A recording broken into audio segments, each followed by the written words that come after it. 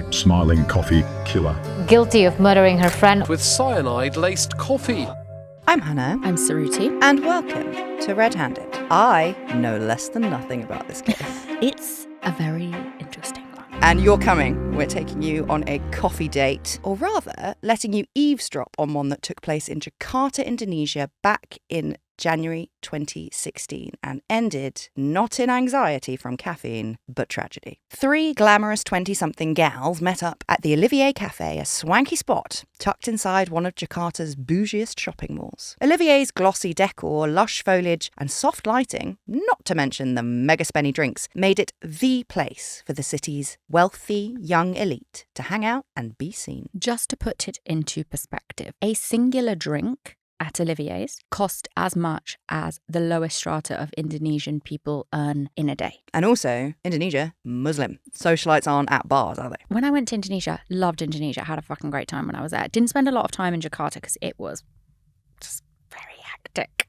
I think it's the most overcrowded place on the planet. I've heard that. It's also sinking, which is like pretty bananas. But yeah, lots of very wealthy people live there because this story, as we'll see, becomes very class heavy. Was the setting for a long overdue catch-up for Mirna Salihin, Hani Juwita and Jessica Wongso. The girls had studied together in Sydney, Australia, and while life had taken them in different directions after graduating, today was all about reconnecting. They expected gossip, laughter, and newlywed Mirna showing off her wedding snaps. But then, Mirna took a sip of the Vietnamese iced coffee that Jessica had so thoughtfully ordered for her, and within seconds, she started convulsing and foaming at the mouth before collapsing. Mirna was rushed to hospital, but it was too late. Mirna Salihin was dead. Tests on Mirna's coffee cup found that it contained almost 300 milligrams of cyanide. Fuck me. Many times the lethal dose. It looked very clearly like Mirna had been poisoned. But how? And why? And most importantly, by who? It looked like some sort of Kremlin-ordered hit, cyanide in your coffee. But suspicion quickly fell on Mirna's friend, the one who had ordered the drink, Jessica Wongso. A series of bizarre behaviours before, during and after Mirna's death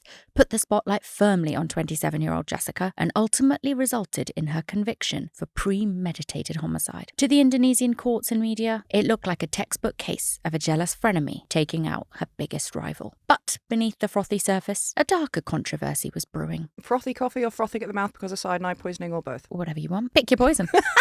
Well done. Thank you. The controversy that was brewing was one that suggested that Jessica might just be innocent. Thanks to a patchy investigation and a sensationalized trial that was fueled more by rumors than hard evidence. So who really is Jessica Kamala Wongso? An ice-cold killer or the wrongfully convicted victim of a corrupt justice system? This story is anything but simple. So, let's give you some background before we continue. Wayan Mirna Salihin was born into a wealthy family on the 30th of March 1988, along with her identical twin sister, Sandy. Her dad was a successful industrialist who treated his girls like little princesses, sending them to Jakarta's most prestigious schools and providing them with all the opportunities money could buy, which is all of them. Mirna grew into an attractive, popular and confident young lady who seemed to have it all: brains, looks, charisma and cash. When the time came to fly the nest, Mirna, like so many rich and ambitious students, set her sights abroad for further education. She enrolled on a graphic design degree at the Billy Blue College of Design in Sydney, and that's where, in 2008, she met Jessica Wongso. They were the same age and had a similar privileged level upbringing back in Indonesia. Jessica's father was known as the Plastic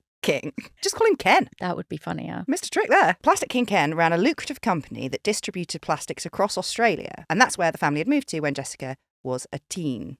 Probably just redistributing all the plastic we shipped to Indonesia.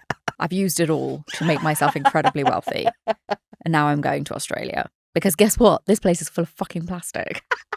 I'd love to know how much microplastic's in my body. Oh, yeah. There must be some sort of scan you can do. Apparently Orlando Bloom paid some bazillions of dollars to have all of the microplastic flushed out of his body. It just seems like that's an impossible thing to achieve. I just would be like, how do you know that, Orlando? How do you know it worked? Anyway, back to Jessica. With a love for drawing and computer games, Jessica was described as a, quote, spoiled and reserved child who had an extremely comfortable upbringing just like Mirna did. The pair were birds of a feather in the strange world down under, and they were determined to make the most of their uni years together. Basically joined at the hip, Jessica and Mirna loved to go out to cafes and take selfies together, like your classic pair of millennial besties. I have never done that in my life.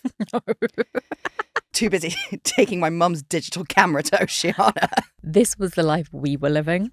Maybe this is like the Australia effect. Maybe. Have you heard about the Australia effect? No. It's apparently when you move to Australia and you become 10 times more attractive. Ah, okay. But I don't know. I've heard of the UK effect. Which is what? It's the opposite and you get way more depressed. Bummerino. Anyway, Jessica and Mirna were a part of a wider friendship group of other Indonesian students who remember Jess as bubbly and a goofy kind of character. But then came graduation, and that millennial bestie photo-taking, bubble tea drinking bubble burst. While her pals, including Mirna, returned to Indonesia, Jessica obviously stayed in Australia. That's where her family were. The girls naturally drifted apart due to their busy personal lives, work, and of course the distance. Back home, life was pretty charmed for Mirna. She got engaged to her long-term boyfriend, Arif Sumarko, and started working at one of her dad's companies. Meanwhile, Jessica found a job as a graphic designer for the New South Wales Ambulance Service and dated an Aussie guy named Patrick O'Connor. Sadly, Jessica's situation wasn't exactly a fairy tale romance. It was a turbulent and toxic relationship, with Jessica accusing Patrick of using drugs and being violent. Jessica found herself very unhappily in love and in desperate need of a friend to vent to. So when her old BFF Mirna returned to Sydney for a holiday in June 2014, she confided in her over lunch about the problem she was having with Patrick. Now, Mirna was known for being opinionated and unafraid to dish out some tough love, and she didn't sugarcoat it, scolding Jessica for being dumb enough to stay with a guy who didn't treat her well and urging her to dump his ass immediately. But no matter how well-meaning it may have been, Mirna's girl talk backfired. Jessica fell completely quiet, seething in silent rage, before getting up and walking out of the restaurant without saying a single word. After that frosty lunch, things between Jessica and Mirna were never quite the same. Their communication dried out, with Mirna telling her fiancé Arif that she wouldn't feel comfortable meeting Jessica alone again. If she had to, she would bring someone else along. Much has been made of this remark in the context of what ended up happening to Mirna. Arif himself later claimed that Mirna developed a fear of Jessica from that moment on. And whether that's actually true, or if she just wanted a buffer for the inevitable awkwardness, it was clear that the incident left a permanent scar on Jessica and Myrna's friendship. And when Mirna and Arif threw an extravagant Bali wedding in November 2015, Jessica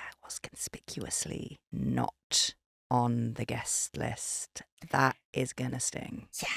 But just a month later, Jessica spontaneously returned to Indonesia. Now no longer dating Patrick O'Connor and out of work because she'd actually lost her job back in Australia, it was unclear how long she planned on staying, but it seemed like she was on a mission to repair her burned out bridges. Over a year had passed since her awkward restaurant storm out. After reaching out by text, Jessica actually went for dinner with Mirna and her new husband, Arif. It was an olive branch to rebuild their formerly close relationship, and one that Mirna seemed to tentatively accept. In a WhatsApp group with the other Billy Blue girls, Jessica was keen to bring the old gang back together for an IRL catch-up while she was still in Indonesia. With everyone busy over the chaotic New Year's period, they eventually managed to set a date for Wednesday the 6th of January. Mirna, Jessica and Haney were all down to meet up at 5 p.m, with another friend, Vera, planning on joining them later since she couldn't leave work until 6. Jessica was the one who suggested the Swish Olivier Café, and though she didn't know it yet, Myrna's fate was sealed. On the day itself, self-appointed social sec, Jessica, texted the WhatsApp group at around 1 p.m. to ask what drinks the girls wanted. She said that since she planned to arrive a little early, she would get around in. Mirna and Hani said that there was no need. They could order what they wanted when they got there, but Jessica insisted, urging them to pick their poison. Mirna replied that she guessed she'd like the Vietnamese iced coffee at Olivier, and Jessica confirmed that she would have one ready for her. As for the fateful coffee date, we're going to go through each moment as it happened and take a look at the actual CCTV footage from the cafe. If you are watching us on YouTube,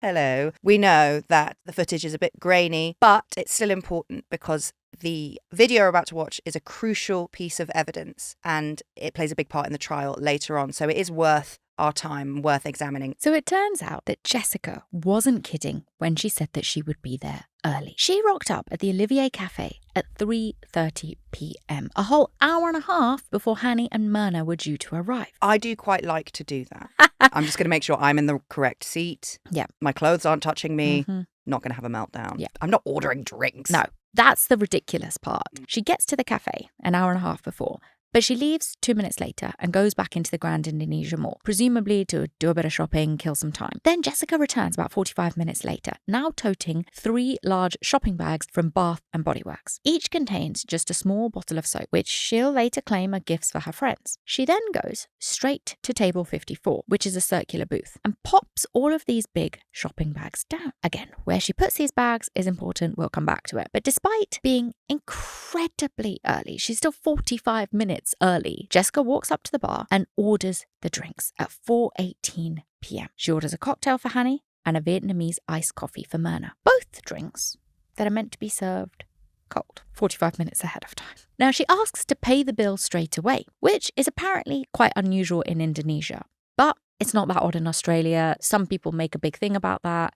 But she had lived in Australia for a lot of her life at this point, so I don't find that bit too weird. She's not just done a couple of years like studying abroad. She's been there since she was a teenager. She takes a minute to walk around the cafe, and you can see this in the CCTV footage. She's peering into corners, and you can see her glancing up at CCTV cameras a few times, like she's checking where they are. All of this might not look weird if what happens next doesn't happen, but it is very obvious. She is going around and looking in corners of the bar. Eventually, Jessica seems satisfied with the booth that she had already chosen and sits down. We should point out as well that this table, the nearest camera, is partly obscured by a large overgrown plant. So did she choose it on purpose, or is it just a coincidence? Because there is still another camera across the restaurant with a clear, if grainy, view of the table, which is what we are watching right now. Why are we telling you all this?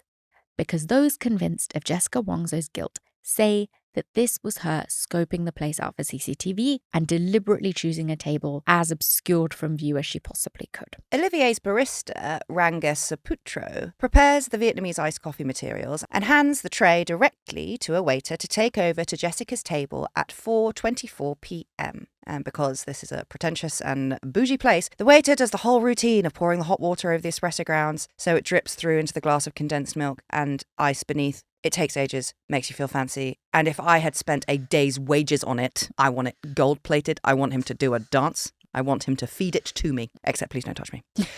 I can't remember which episode it was, but one we did recently where I was talking about my infinite ability to eat spaghetti bolognese. Autism UK have now followed me on Instagram. Clocked. Making big moves.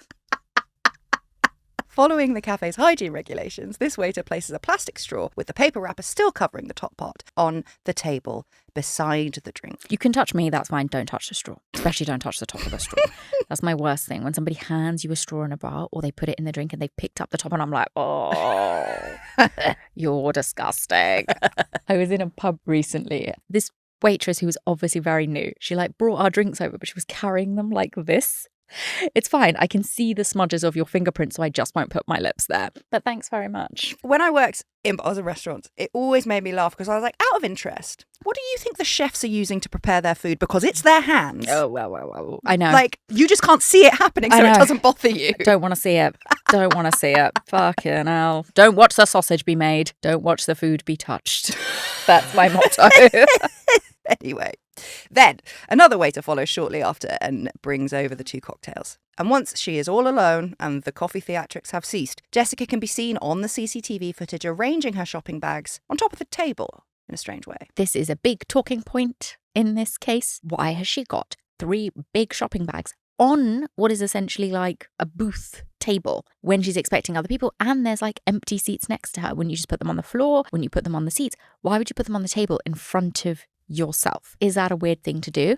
Yeah, kind of. In this grand scheme of weird things people do, not really. But again, it's all the little bits together. Why are you doing that if not for some nefarious purpose? Jessica fiddles with these bags and tweaks their positions multiple times, as we have said. Whether that's intentional or not sure, but the bags do end up obscuring the drinks from every single CCTV camera. So I guess the question is, does she come to Olivier's first when she arrives an hour and a half early? Does she have a little look inside? She clocks the booths. Does she think, let me go for a shop, buy some big bags of stuff so I can come back in here? Like, is it all that premeditated? Jessica can also be seen moving her hands behind the bags like she's doing a magic trick. But you can't see exactly what she's doing. But if you are on Team Guilty, it is this moment when Jessica slips a lethal dose of cyanide into her former bestie, Mirna's. Let's now fast forward to 5:16 p.m. Mirna and Hani arrive at Olivier's about a quarter of an hour late. So these drinks, by the way, have been sat there for an hour. Arif actually dropped Mirna off at the mall closer to 5 p.m, so she would have been on time. But she was actually so wary of meeting Jessica alone that she waited for Hani to turn up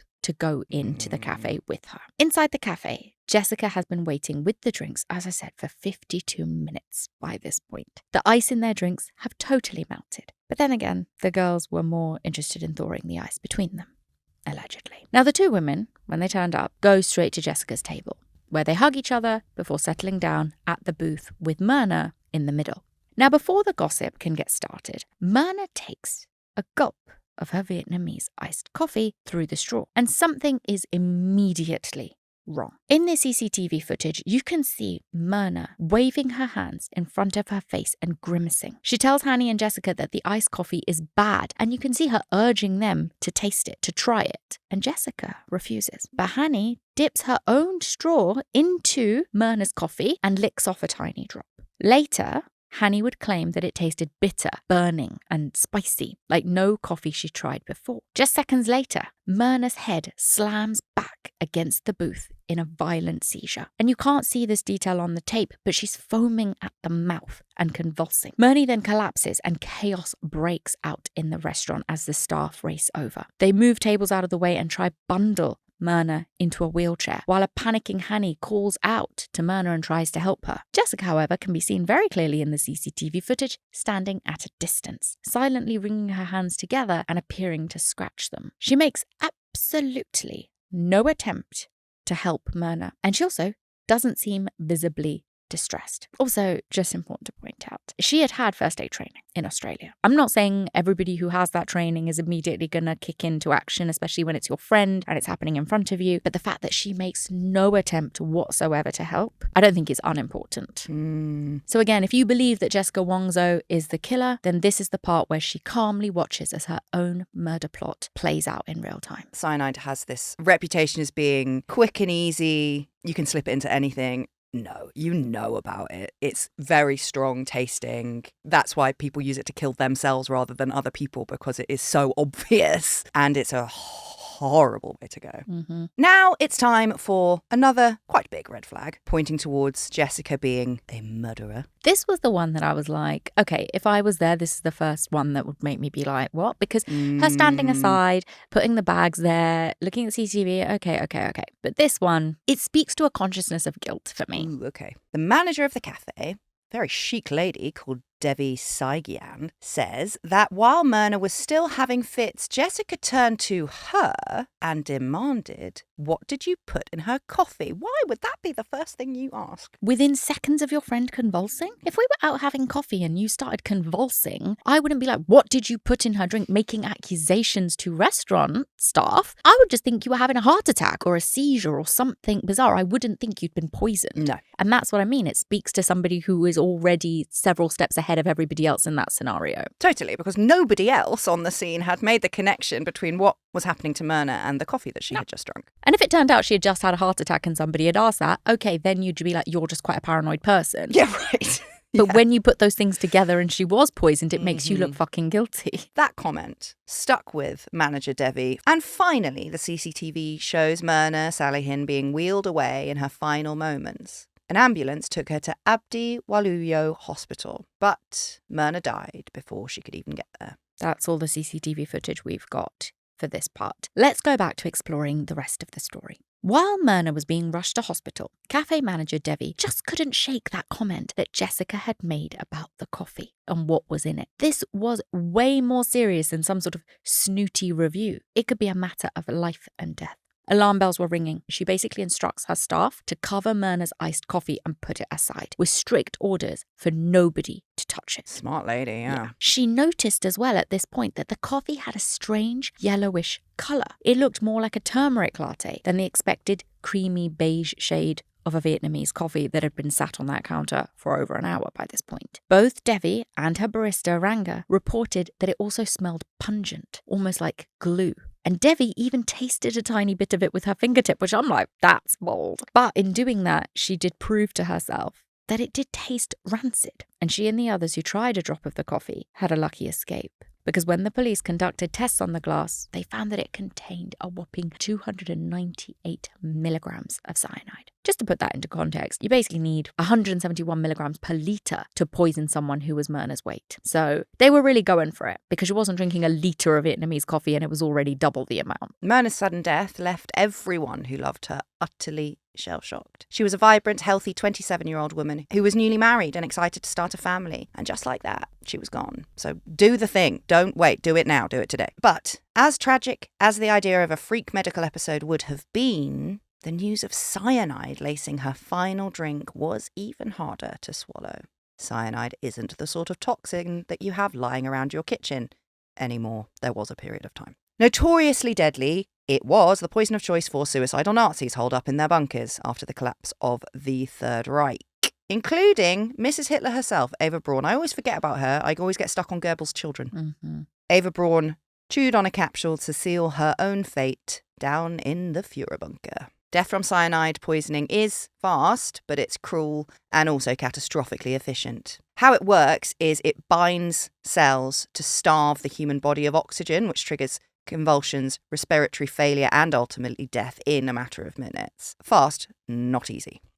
So this couldn't be an innocent mix-up with cleaning supplies or rat poison. This was a deliberate and intentional act with no other motive but to kill. But why Mirna? She was beautiful, clever, popular, and successful. And as far as anyone knew, she didn't have any enemies. Surely no one could have hated her enough to take all that away from her in just one sip. But, as it turned out, Mirna's picture-perfect life might just have been the very thing that put a target on her back. Indonesian investigators and armchair detectives alike formed an irresistible narrative based on hatred and resentment that had been brewing for months from none other than Mirna's ex-bestie, Jessica. Right from the start, Jessica's behaviour got people talking, and not in a good way. Mirna's twin, Sandy, said that shortly after her sister died, Jessica sent her a news link about someone being killed by poison. This aroused Sandy's suspicions, since at this point they were all still in the dark about what had caused Mirna's death. Was it Chinese university poisoner? Oh yes, that was a horrible case. Maybe.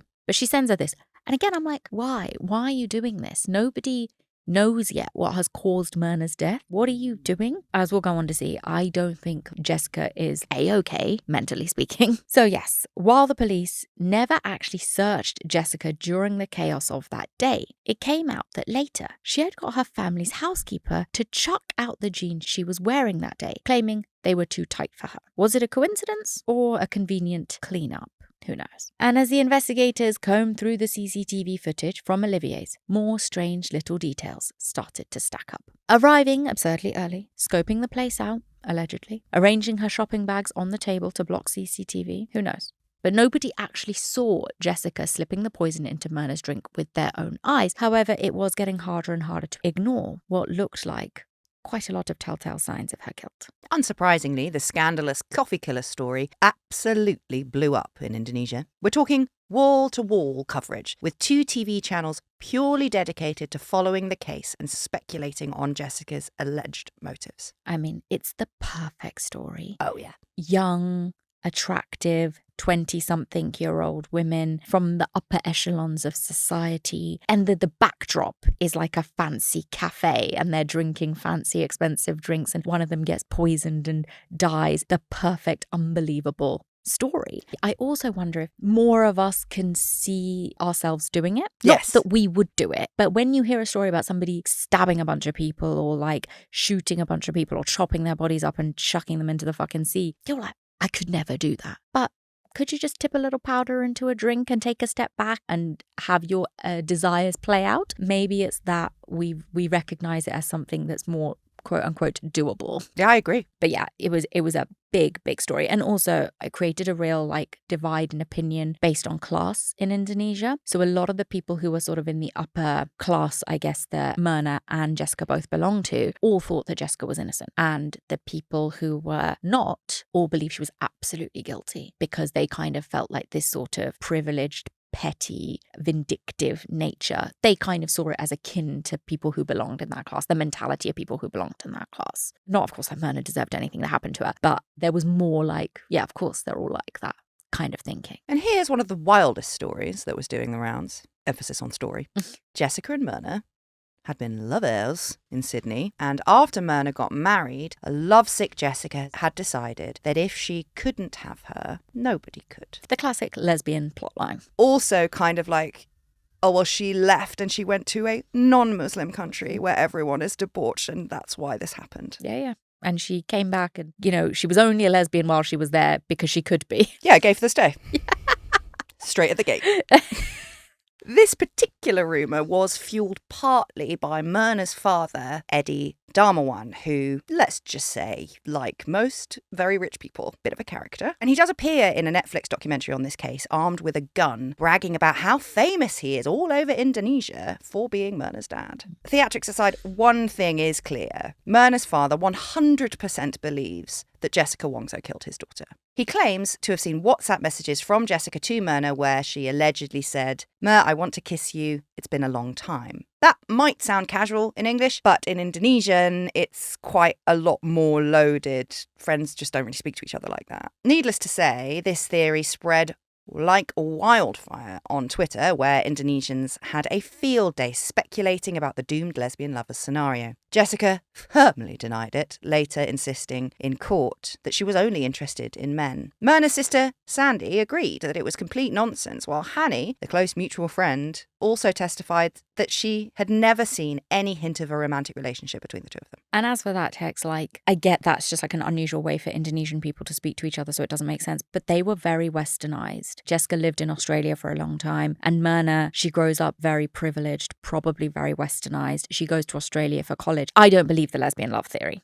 basically. But the gossip machine wasn't switching off any time soon. Another theory soon emerged, that Mirna was actually Jessica's love rival rather than her love interest. But the idea that Jessica was crazy about Mirna's husband, Arif, it soon fell flat. Mainly because they'd literally only met each other once, that December. So they'd have to have moved pretty bloody fast to be embroiled in a murderous love triangle by early January.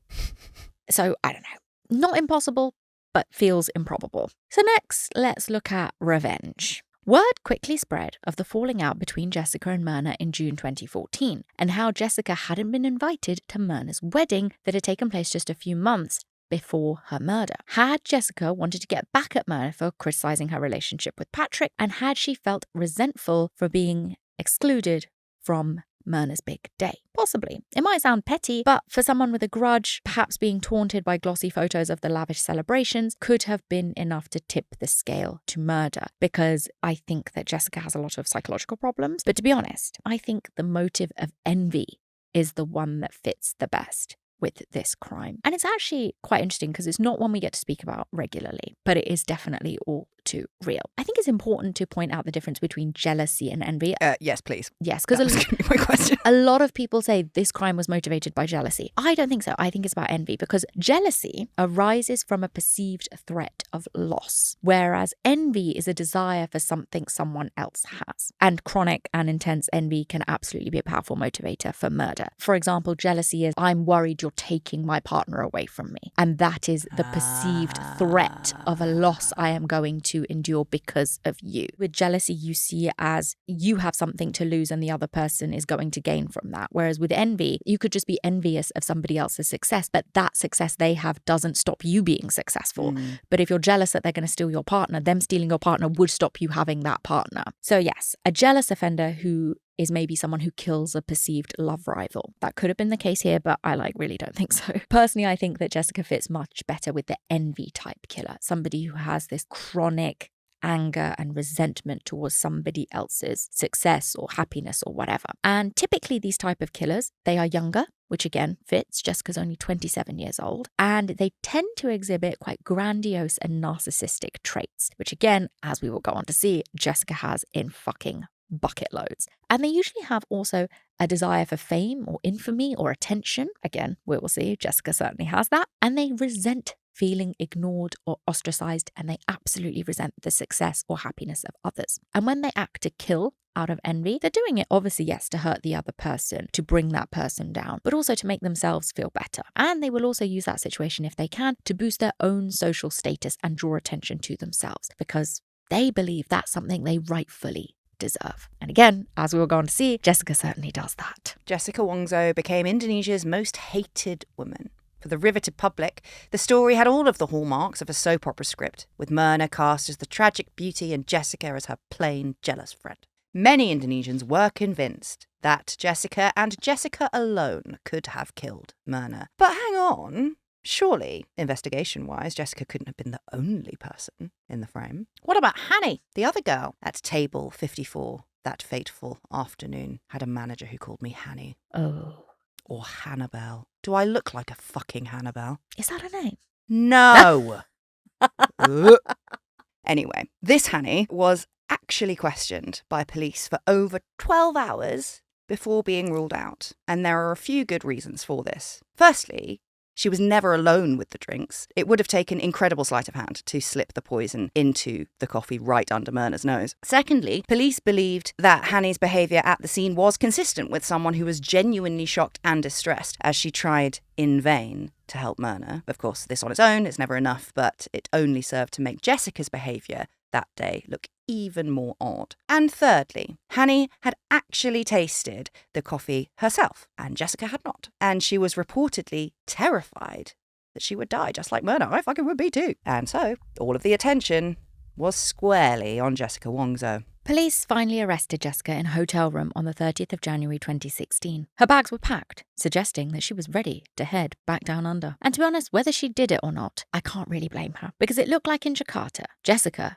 would likely face a bit of a kangaroo court. As Indonesia's trial of the century prepared to kick off in June 2016, it was absolute chaos. Forget everything you think you know about solemn courtroom dramas, and instead imagine a crowded room filled with flashing cameras and heckling reporters. The whole thing was also broadcast on national TV, with breathless commentators analysing every single bit of the action like some sort of football match. Like court TV. But it's like the judge isn't in control. No one is in control. It's just like an absolute frenzy. What's going on in there? And Twitter went absolutely wild for the handsome prosecutor, Sandy Handika, with half the country focused more on his winning smile than the evidence. This is what Jessica was up against. But she came out swinging, using her family's wealth and connections to lawyer up hard. Her defense team was led by hotshot celebrity lawyer Otto Hasiban and bolstered by one of her very own uncles, Yudi Wabobo. The trial had one question to answer. Did Jessica poison Mirna by putting cyanide in her iced coffee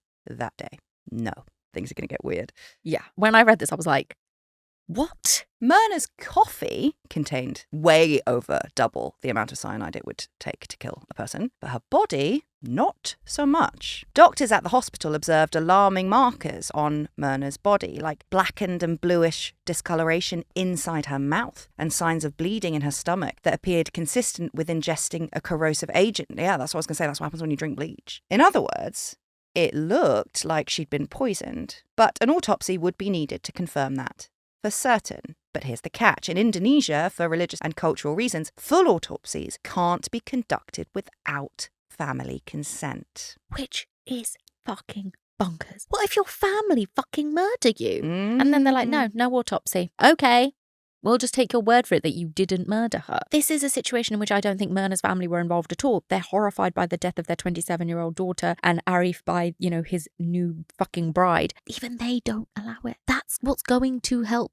catch her killer? Mirna's family only allowed a partial autopsy, which involved just taking small samples from her stomach, bile, and urine. If it's a religious and cultural thing, they're already in there. They're going to put her back together. This is why I just think the law in places has to intervene to override emotional decision making in cases like this. This is why the law needs to be dispassionately applied, right? Because the family will be like, our daughter was already horribly murdered. My wife was horribly murdered. Of course, I don't want to contemplate the idea of her being on like a cold slab, being chopped at and probed and whatever else comes along with an autopsy. I can understand that, especially, you know, religiously, culturally, all of those things. And it would be hard to take that step and understand that that is vital to catching the killer if you're a layperson, possibly. And that's why the law has to be like, there's no choice. You don't get a choice. This is what we're doing. I totally agree with you. And also, like, how do you think they embalm them? The reason I'm hammering on about this is the fundamental tipping point that stops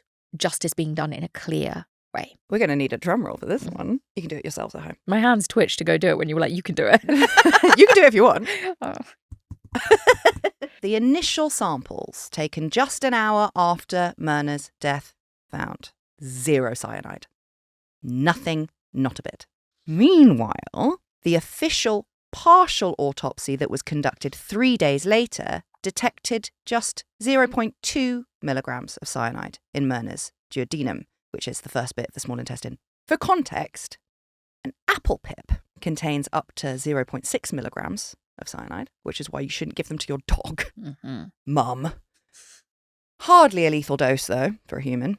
And some scientists even suggest that it likely came from the embalming chemicals. And there was also no thiocyanate, which is the usual byproduct of cyanide poisoning. None of that was found in any of Mirna's samples. So what the hell does this mean? Did cyanide kill Mirna or not? This is a bit complicated. We don't want to sound like a mouthpiece for the prosecution here, but just hear us out while we try to explain.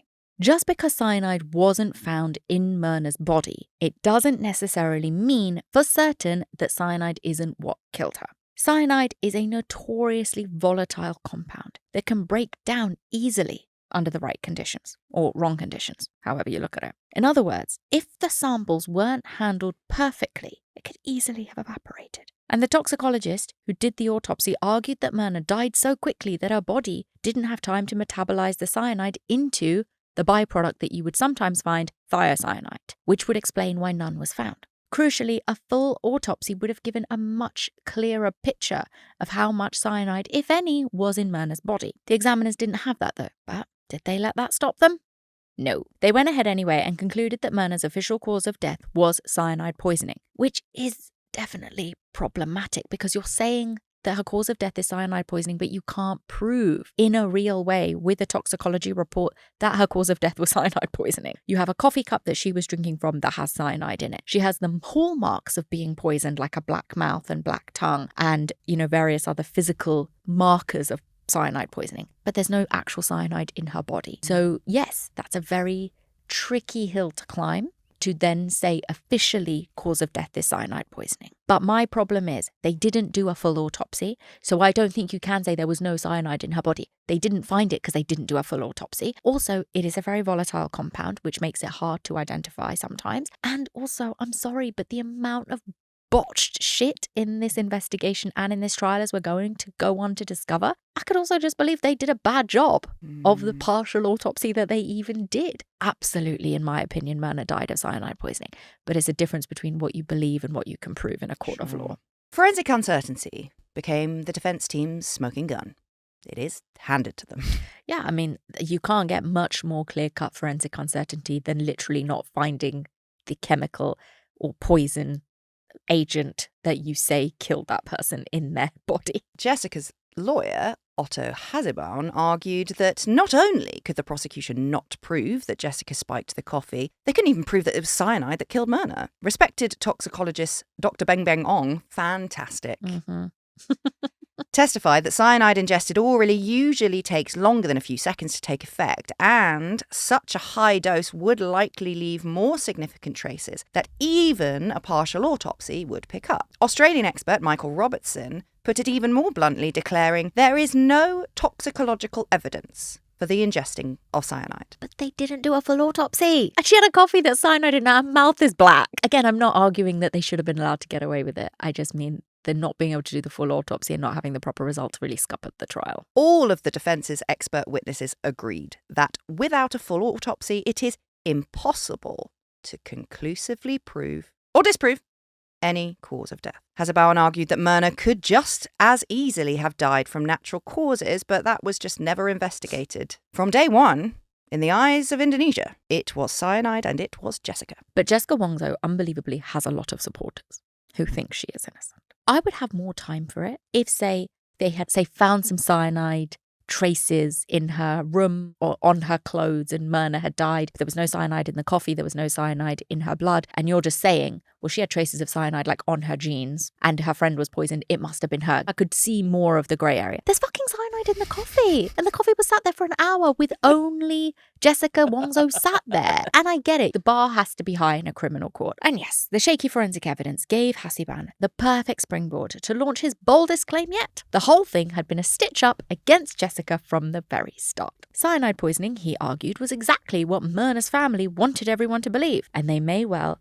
have had a hand in making it look that way. Namely, Hasselbauen suggested that Mirna's wealthy and well-connected dad, Eddie Darmawan, could have paid people off to ensure the story fit, pointing to an alleged meeting that Darmawan held with the Olivier Café staff after Mirna's death to help them get their stories straight. Hasselbauen argued that money could have changed hands to push the needle towards Jessica. He also highlighted the coffee's dodgy chain of custody, noting how it was passed between cafe employees and not properly sealed, and left open to potential tampering, either by the police or another party who could have added the cyanide later.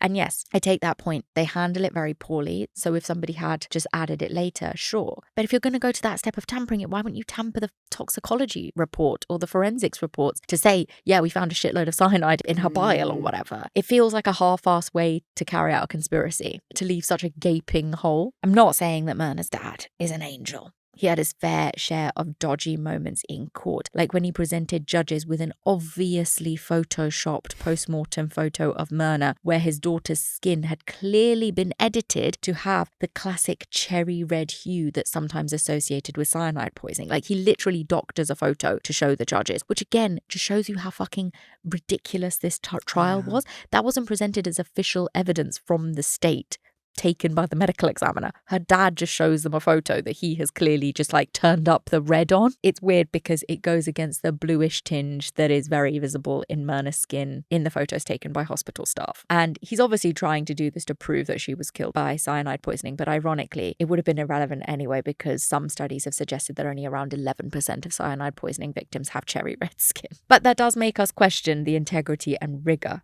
of the evidence handled in the trial. And by Otto Hasselbaun's reasoning, cast doubt on whether Jessica really got a fair shot. The thing is, we can understand a grieving dad resorting to some dubious methods to ensure justice for his daughter, but if Hasselbaun's claims that the cyanide was planted in the coffee were true, that would imply a conspiracy from the very start to frame one of Mirna's friends, no less. But the big question would remain, why? Again, like I said, if you were going to have a conspiracy because you're just saying you believe that Jessica did it and you want to pay the cafe staff off to say Jessica asked this crazy question, she was acting weirdly, even though it's on CCTV, and you were going to tamper with the photographs to make it look like cyanide poisoning, you were going to pay somebody to put cyanide in the coffee sample, why wouldn't you go the whole hog and also pay off the ME to say that cyanide was found in the body? While Mirna's dad definitely does some weird shit, I don't believe it was a conspiracy.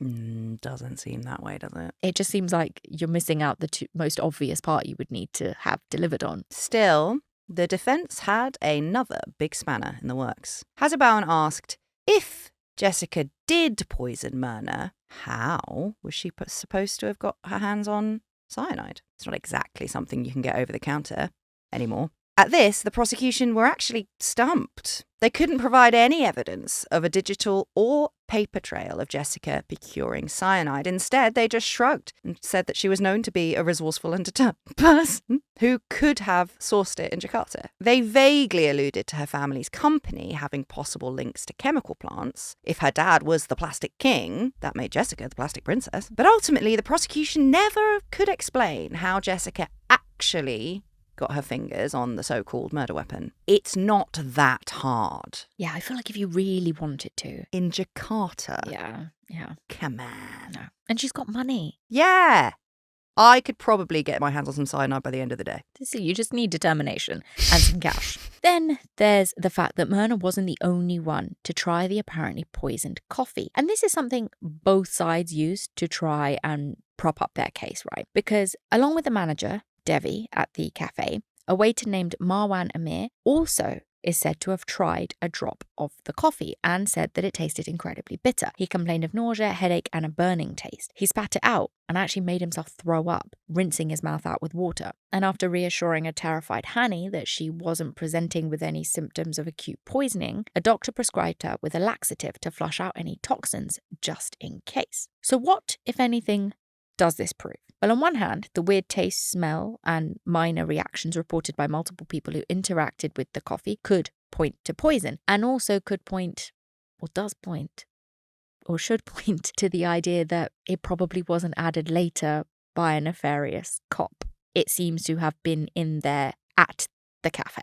On the other hand, the fact that none of these other people who tasted the coffee got seriously ill or died was attempted to be used by the defense to say there was no cyanide in there at all. To me, it fits more for the prosecution, really, because none of them tried that much. They only tasted a bit, and they all said it tasted horrific. Yeah. So yeah, the whole thing was a mess.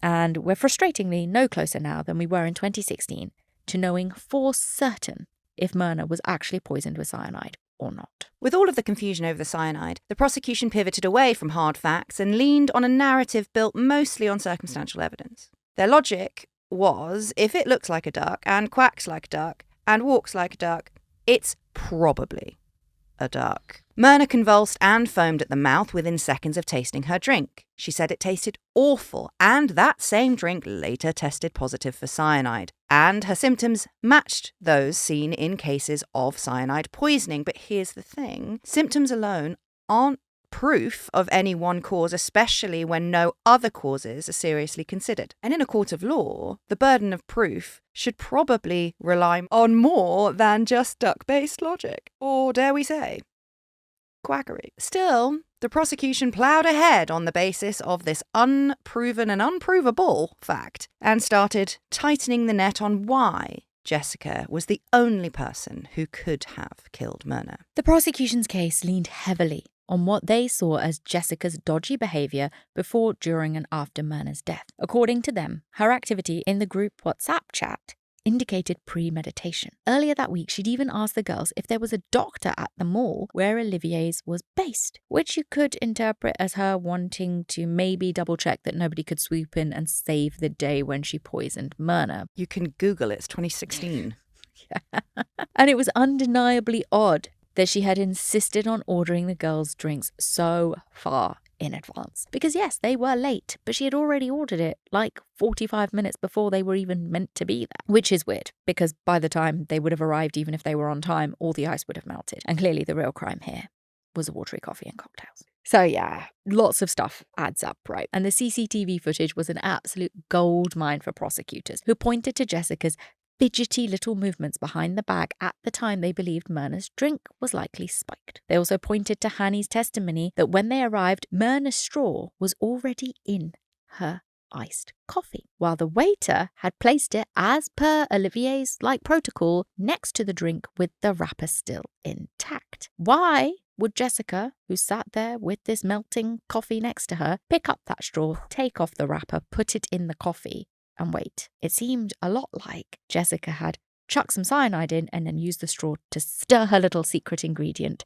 into said coffee. And then, most damningly, Jessica couldn't really give any straight answers about why she'd done all the little oddities that she'd been caught on camera doing that day. She said it was just her being her. But who was Jessica Wongso? If you were to ask the prosecutors, they would tell you that she was a heartless killer and attention-seeking narcissist. And Jessica didn't really help herself on that front. Her demeanour in front of the cameras was honestly bizarre. This girl just could not stop giggling and smiling to save her life, which, since she could potentially face Indonesia's notorious execution by firing squad if convicted, she literally was. Jessica became known as the smiling coffee killer. She rarely seemed stressed or upset. In fact, she seemed to actually enjoy the attention that the whole saga brought her. We get having a nervous giggle or a weird cartwheel like Amanda Knox, but Jessica's attitude seemed to be seriously disturbing for someone who was on trial for allegedly murdering their best friend. You really have to see the footage to believe it. We're not just talking like awkward smiles every now and then, or like what you'll see some people who are on trial doing is like trying to come across as friendly, and so maybe they'll smile a bit too much. Like Erin Patterson does this a lot, the mushroom poisoner. She'll look at the jury and smile because she wants them to like her. She doesn't quite read the social cues, so she's going too far with it and it comes across as weird. Jessica Wongso is actively laughing, not just during the trial, but like during subsequent interviews, pre-trial interviews. Like, it is really a sight to behold. She's talking like she's being interviewed about a new rom-com she's starring in. It's so fucking strange. I've never seen anything like it. And some commentators have pointed to Jessica's ever-present Cheshire Cat grin as an example of duping delight, which is the euphoric buzz a narcissist gets from lying and being believed. But if they wanted to roll with their branding of Jessica as a narcissist, prosecutors would obviously need to prove that through psychological analysis. Enter Dr. Ronnie Nitty-Bhaskara, the prosecution's expert psychologist. But this guy didn't even interview Jessica Wongso. He used physiognomy, literally reading Jessica's face like some dodgy Victorian asylum throwback. He reads her face to establish her criminological profile. You can't make this shit up. This trial was taking place in 2016. According to him, Jessica's eyes didn't sparkle, quote, like Julia Roberts or former US President Jimmy Carter's, therefore she can't be trusted. That's a quote. He based his judgments on the distance between Jessica's eyes, the shape of her chin, and other eyebrow-raising facial details. Jesus. His verdict? Not quite a psychopath, but definitely narcissistic and emotionally unstable, and, brace yourselves, likely to have homosexual tendencies. All that from her face. On a scale of lesbian psychopath to Julia Roberts, where are we? A strong 8. Now, some people online say that this sort of practice carries a lot of cultural significance in many parts of the world. And you see people, and it drives me mad, you see people being like, well, who are you to criticize? That's like a cultural aspect in Indonesia. And so, of course, they're going to use that kind of thing in a court. No. Look, getting your palm read by your nice little Indonesian auntie to, tell you how old you're going to be when you get married or some shit is a little bit different from being branded a narcissistic homosexual murderer in a fucking trial for your life because you don't have the right dimples. Spare me the fucking bullshit. And the fact that an actual courtroom accepted this pseudoscience as real evidence is pretty bloody terrifying. And the reason I get so angry about it is because you can understand why that then leaves so much scope for people to say that Jessica Wongso is actually innocent when she so fucking clearly is not innocent. But yes, if I were her appeals lawyer, I would argue with all this passion that she should be released from prison because this is the kind of shit they were using to convict her. Convict her properly.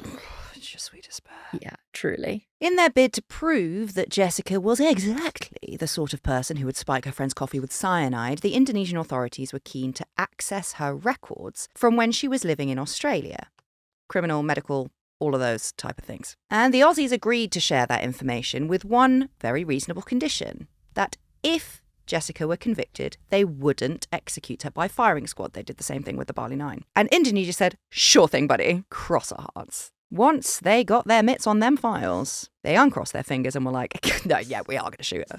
Just, oh, sorry, I did, We've already got the guns loaded. I did have my hand behind my back, but, They're so ready to go. We've already got the blindfold. We've got all the guns. When they did get them files, they really hit the mother lode because those records were damning. Jessica's life was going totally off the rails in Australia. She had a long rap sheet, racking up 14 run-ins with emergency services in the last year alone. Most of these incidents were linked to her tempestuous relationship with her ex, Patrick O'Connor, who, despite their split, alleged that Jessica continued to harass him and make alarming threats of self-harm all the way through 2015. She was hospitalised 5 times that year for suicide attempts. On one of those occasions, paramedics found 3 letters where she said goodbye to her family and friends and blamed Patrick for her death. In August 2015, Jessica's instability put others at risk in a serious way. She ploughed her car into an elderly people's nursing home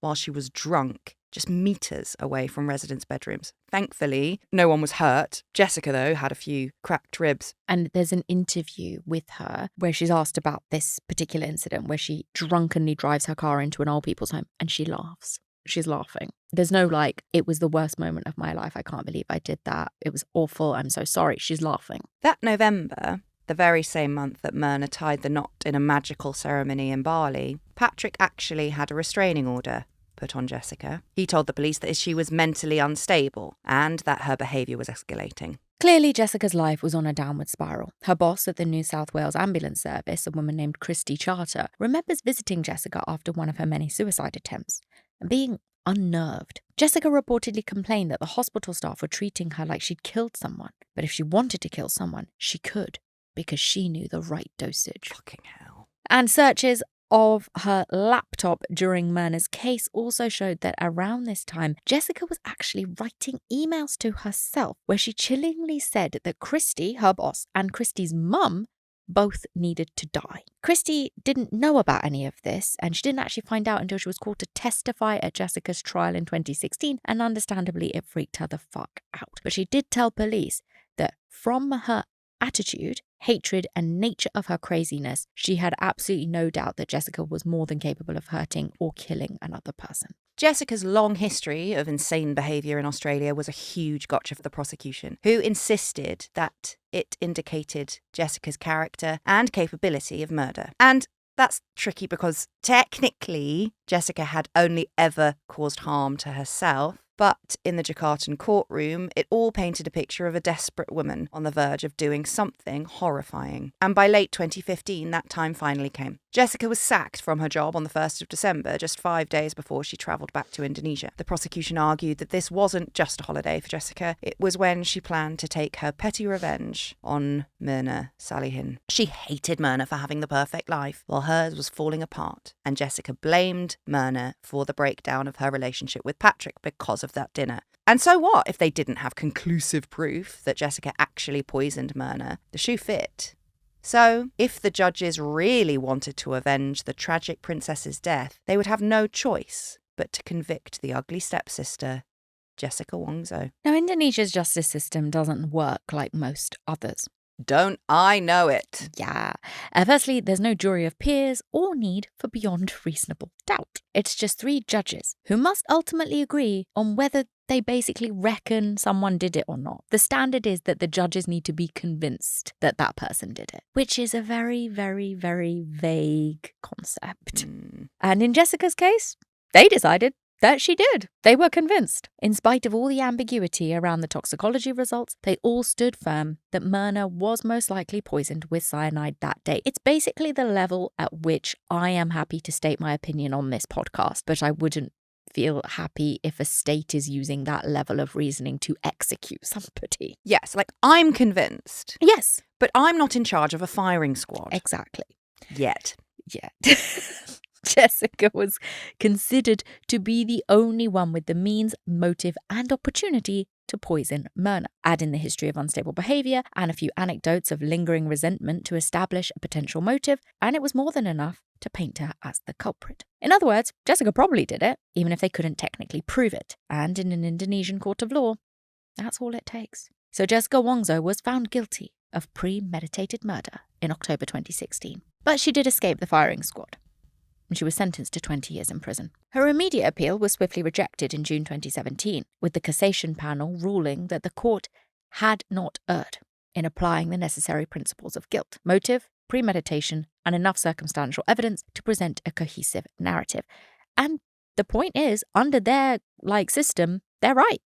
They did everything that they needed to do. The judges need to decide whether they were convinced. They were convinced. They felt she had a motive, there was premeditation, and enough circumstantial evidence. And so the appeal, I understand why it failed. And the verdict may have held up under Indonesian law, but in the rest of the world, not so much. Indonesia has a long and pretty dicey reputation when it comes to its justice system. Sentences are notoriously harsh, with foreign tourists facing execution by firing squad for smuggling in drugs, usually Australians. Hapless hippies getting high in Bali aren't safe. It's not worth it. Don't bother. They will kill you. Yes, they literally will. Former President Jokowi famously declared that he was cracking down on a moral epidemic and made it clear that he'd turn down any clemency requests without even reading them, a move that was slammed as a clear human rights violation. But Indonesia is very tactically placed for trade. So,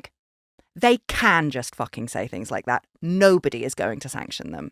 Anyway, for many critics of the Indonesian system, the outcome of Jessica Wongso's trial was hardly a surprise. But outside of Indonesia, the details of the case were not well known until 2023, when Netflix dropped Ice Cold, Murder, Coffee and Jessica Wongso. The documentary, a shocker, leaned heavily in Jessica's favour. The only thing that would make it better is if it was presented by iced tea.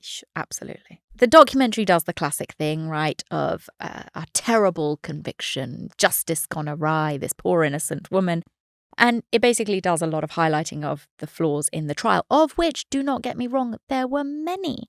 And you can absolutely do that. But they also gloss over a lot of the inconvenient details that absolutely support Jessica's conviction. I just think when you are a journalism, you can just say the things that make it look right or make it look wrong, like we try to do on this podcast. I'm being honest with you that I think she did it, but I'm also being honest with you in terms of all of the things that the prosecution did wrong. But they don't do that. They're just like, here are all the things the prosecution did wrong.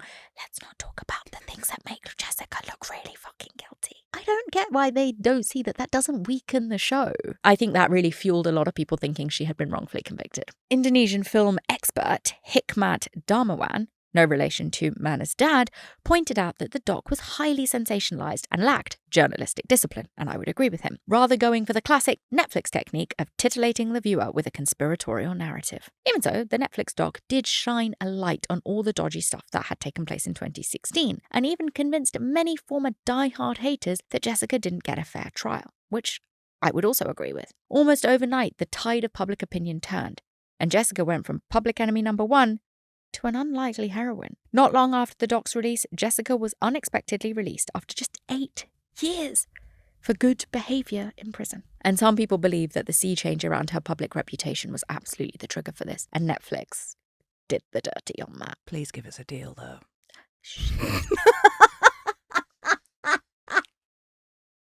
Love you. As part of her parole conditions, Jessica isn't allowed to return to Australia until 2032. Not that she probably minds, because Indonesia, she's a star, baby. She's recognised everywhere she goes, and she's got a new job. She's an influencer now. With 139,000 followers, she's already chasing brand deals for fashion, tech, and in ice cold blood with iced tea. No, coffee. And also sausages, I heard. But the coffee's the one that gets me. You're going to have Jessica Wongso be a brand ambassador for your coffee. Why? Imagine being Sandy and having to see the woman who absolutely murdered your sister profiting off the thing that killed her. It's horrific. But whatever Jessica does with her new freedom, one thing she absolutely cannot do is go back to the Olivier Café. It went out of business in February 2020, having never quite lived down its reputation as the coffee murder spot, and I would imagine the pandemic didn't help. And before we wrap this episode up, we just want to quickly look at this particular interview that Jessica did with 60 Minutes Australia. Ooh, baby. Earlier this year. 60 Minutes Australia. I love it. Never misses. Never. I love it. It's just straight shots. Bow, bow, bow, bow, bow. Like a firing squad. So yeah, prepare yourselves because this is some seriously uncomfortable viewing. Here's the key question. If you didn't do it, who put the cyanide in Mirna's coffee? Oh, I'm not allowed to say that. I'm not allowed to answer your question. You're allowed to have an opinion. No, I'm not allowed to have that kind of I'm not supposed to voice my opinion publicly. Yeah, I'm sorry, I can't answer that. But if you didn't do it, somebody else did, right? Maybe. I can only say maybe. This would have been such a good live show. Yeah. Oh, yeah. Fuck. So there's a lot to unpack there. And we know we've spent a lot of this episode explaining why Jessica's trial was unfair. And she probably shouldn't have been convicted on the strength of the evidence. But there's something about Jessica that is just so incredibly unsettling. It's them untwinkly eyes, is what it is. Yeah. She just doesn't have that Julia Roberts star appeal. She's got that I've escaped Scientology, like, deadness. Yeah. Every situation you see her in where she's being spoken to about the murder, she seems so at odds with a person in that situation. She seems like she's an actress who's being asked about a scandal. You know, some sort of like extramarital. She's just like, I can't talk about that. Not like being asked who murdered your ex-best friend. Yeah. And everybody thinks it's you. So yeah, unnerving, unsettling. And while we obviously can't say for sure, it does feel like she's lying through her teeth. She can't stop smiling. She literally cannot stop smiling. Here's a few particularly telling moments just to round off. Giggling, smiling, laughing, even when discussing serious matters like Mirna's death or her almost mowing down a load of pensioners in Sydney is not conducive to, like, ingratiating people towards you. She also stumbles over her answers during this interview and struggles to give a straight response, claiming that she doesn't remember stuff and nervously shrugging it off when the interviewer calls her out. Also, she tells blatant lies, saying that she and Mirna were never that close. And she claims that she doesn't remember if Mirna invited her to her wedding or not. It's just a lot of bullshit. Any girl remembers if she got invited to her friend's wedding or not, no matter how distant. I remember which girls in year 9 didn't invite me to their birthday parties. She remembers. Jessica did it, in our humble opinion. But they got the right verdict, but via the worst possible means apart from Johnny Cochran. The investigation was botched, and they didn't even do a proper autopsy, so they couldn't prove the cause of death. The trial was a shit show. If this case had been tried in another country with the evidence presented, it is fair to say that Jessica Wongso most likely would not have been convicted.